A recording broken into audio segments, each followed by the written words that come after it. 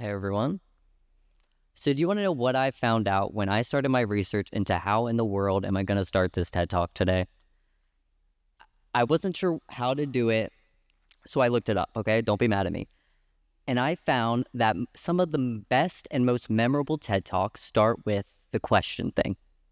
I'm onto something here, right? The question thing is what it sounds like. You start by asking a question, but these questions are supposed to guide your audience. It's supposed to show them why are they to be invested in what you have to talk about today. So, in my case, why should you care about the innovation of what I am telling you today? Totally fair question, right? Not to toot my own horn or anything, but I think I've got it. If we can innovate how we live, how can we innovate how we die? Pretty good, right? Thank you. I nailed it. It's a good question because it is one thing that all of us in this room have in common, and that is with a 1000% certainty. Now, I hate to be the bearer of such bad news so early in the day, but it is true that everyone in this room is going to die.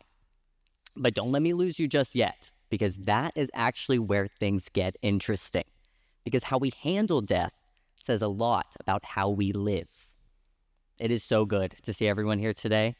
My name is Alexander Ross, and I study something that is either a really fun icebreaker or a really terribly awkward conversation with my mom. Thanatology. Now, if you've never heard anyone say that before in their life, trust that you are far from alone. Thanatology is essentially the study of death and dying. Yes, I've spent my full-of-life college years studying the intricacies of how we handle death. Trust that the irony on that is not lost on me, and also trust that, yes, I am extremely fun at parties. It is because of my expertise that I can stand here on the stage and tell you that 150 years ago, people died. In fact, 150 years ago puts us at the late 1800s, so think Victorian times. We are fascinated with this idea of death, but even more so, we are obsessed with this idea of progress. The Industrial Revolution was popping, so we are talking trains, electricity, photography. While this is all happening, what's creeping up on us?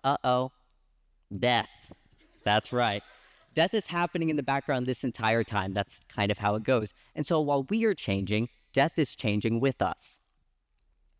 So our original plan of caring for our dead is to bury them in old churchyards, but that is just not going to cut it. I mean, we're running out of space, right? There are too many people in the world, and also a lot of people are dying. So we need something new. We need innovation.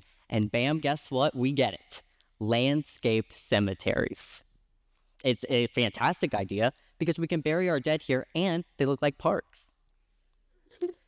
What science gives us here at this time as well is a helping hand for the whole wow, this park smells really bad issue.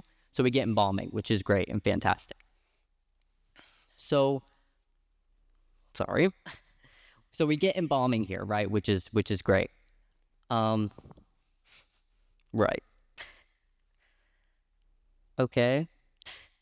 So what's happening here is that we see death and life are working hand in hand. We are controlling it, we are improving it, and we are industrializing it.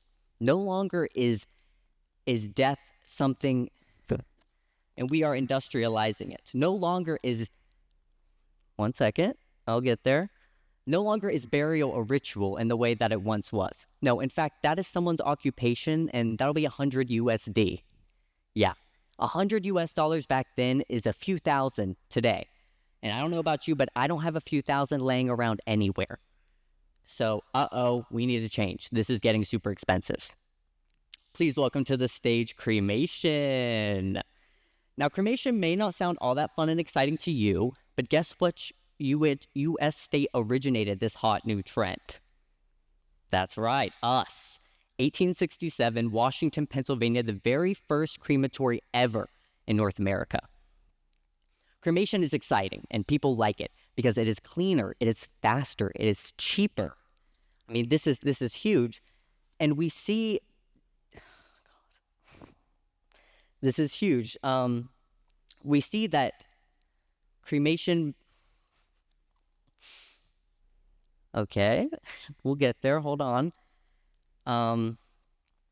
Right. So, what do burial and cremation have in common? It might not seem like a lot, But what they do have in common is that we're doing a whole lot of taking, right? I mean, think land, materials, fuel, and we are giving what? I mean, we bury our dead in these lead-lined coffins and we push them 6 feet under, which, by the way, greatly slows the process of decomposition. Or we are burning them and releasing 600 pounds of fuel into the air per body.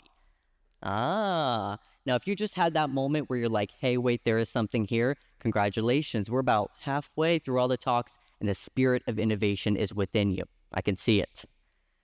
No, but you are right. There is space here for innovation. There is space here for change.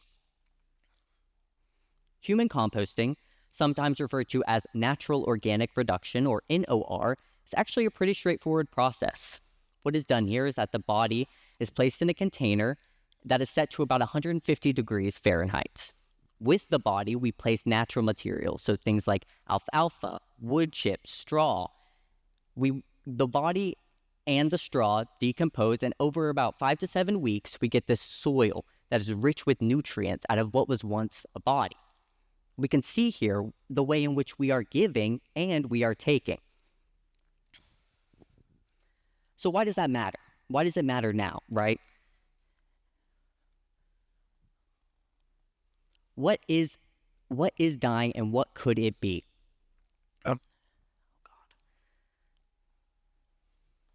We see the ways in which it has changed, right? And we see human composting sort of revolutionizing the way we die. Okay? Right. So death is a valuable space where innovation is possible and already starting to happen. We can see the ways in which it already has started. And, we have seen through innovations in death care, we can see how we have found the solutions in even the most universal, unavoidable parts of life, the very end of it. So, thank you so much.